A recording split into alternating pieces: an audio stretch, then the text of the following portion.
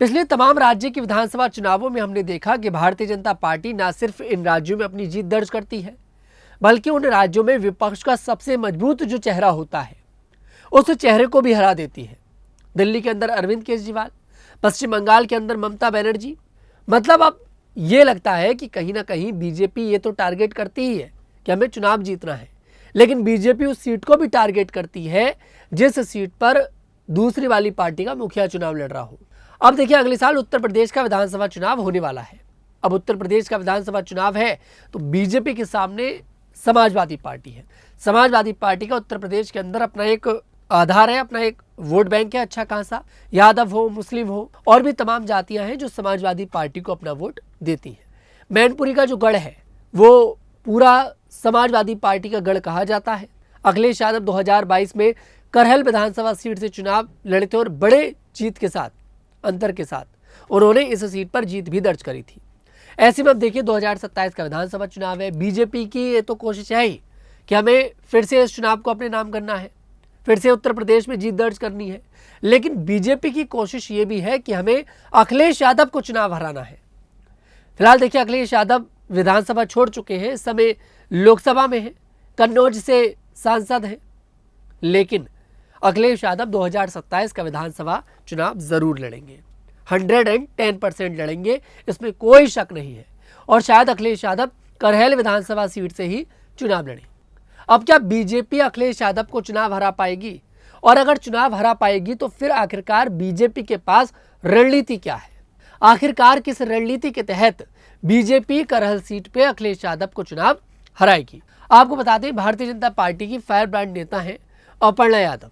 उत्तर प्रदेश में महिला आयोग की उपाध्यक्ष है। जब से बीजेपी इन्होंने ज्वाइन करी है तब से इनकी कोशिश है कि मुझे टिकट मिल जाए।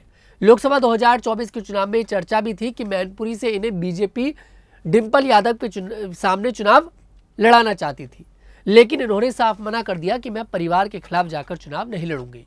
लेकिन अब पिछले कुछ दिनों से देखने को मिल रहा है कि अपर्णा यादव की जो पॉलिटिक्स है वो पूरी तरह से बदल चुकी है। अब ऐसा लगता है कि अगर बीजेपी अपर्णा यादव को मौका देगी परिवार के किसी सदस्य के खिलाफ चुनाव लड़ने का, तो अपर्णा यादव अपना कदम पीछे नहीं हटाएंगी। अपर्णा यादव चुनाव लड़ लेंगी और शायद बीजेपी अखिलेश यादव के सामने अपर्णा यादव को चुनावी मैदान में उतार दे। अब इसका फायदा क्या होगा? इसका फायदा ये होगा कि अपर्णा यादव के पास भी समाजवादी पार्टी का वोट बैंक है।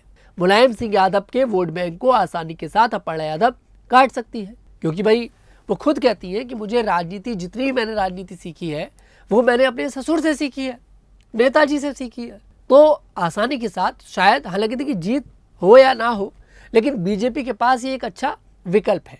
क्योंकि अगर अखिलेश यादव के सामने किसी भी चेहरे पर बीजेपी दांव खेलेगी तो बीजेपी नहीं जीत पाएगी, क्योंकि करहल बीजेपी यहाँ पर समाजवादी पार्टी का गढ़ है। और सिर्फ करहल नहीं, मैनपुरी के अंदर जितनी भी विधानसभा सीटें आती हैं, अखिलेश यादव किसी भी सीट से चुनाव लड़ ले, अखिलेश यादव जीत जाएंगे। लेकिन अगर बीजेपी वाकई में अखिलेश यादव को चुनाव हराना चाहती है तो बीजेपी अपर्णा यादव को टिकट देकर एक स्ट्रांग फाइट यहां पर उन्हें दे सकती है। हालांकि देखिए 2027 के विधानसभा चुनाव में अभी वक्त है, लेकिन अब समय जल्दी जल्दी निकल रहा है। अखिलेश यादव ने तैयारी शुरू कर दी है, बीजेपी ने तैयारी शुरू कर दी है। योगी आदित्यनाथ के जो मंत्रिमंडल में 6 मंत्री पद खाली थे उन्हें भी भर दिया गया है चुनाव को देखते हुए। और जातीय समीकरण का इस मंत्रिमंडल में बड़ा ध्यान रखा गया। अखिलेश यादव के पीडीए को तोड़ने की कोशिश करी गई, क्योंकि अखिलेश यादव का फॉर्मूला है पिछड़ा, दलित और अल्पसंख्यक, यानी कि पीडीए। अब इस मंत्रिमंडल में योगी आदित्यनाथ ने उनके पीडीए पर ही वॉर किया है, क्योंकि सभी जातियों का ध्यान रखा गया है। ब्राह्मण का ध्यान रखा है, लोधी का ध्यान रखा है, पासवान का ध्यान रखा है, वाल्मीकि का ध्यान रखा है, सबका ध्यान रखा है। तो ऐसे में पीडीए वाला फॉर्मूला आसानी के साथ बीजेपी उत्तर प्रदेश में तोड़ सकती है। लेकिन अखिलेश यादव की सीट हराना बीजेपी के लिए आसान बात नहीं है, इसलिए बीजेपी के पास अच्छा विकल्प अपर्णा यादव है, जो इस समय चुनाव लड़ने के लिए देखिए मना भी नहीं करेंगे। पिछले दिनों से जिस तरह से देख रहे हैं अपर्णा यादव सुर्खियों में है। अभी महिला आरक्षण बिल जो संसद के अंदर गिरा, उसके बाद तो अपर्णा यादव बहुत ज़्यादा सुर्खियों में रही, क्योंकि अपर्णा यादव ने समाजवादी पार्टी और कांग्रेस का झंडा जला दिया। अब आप समझ सकते हैं, जो अपने ससुर की पार्टी के झंडे को जला सकती हैं, अभी जो वर्तमान में सिचुएशन चल रही है, वो अगर उन्हें मौका मिलेगा तो वो चुनाव भी लड़ेंगी, वो पीछे नहीं हटेंगी।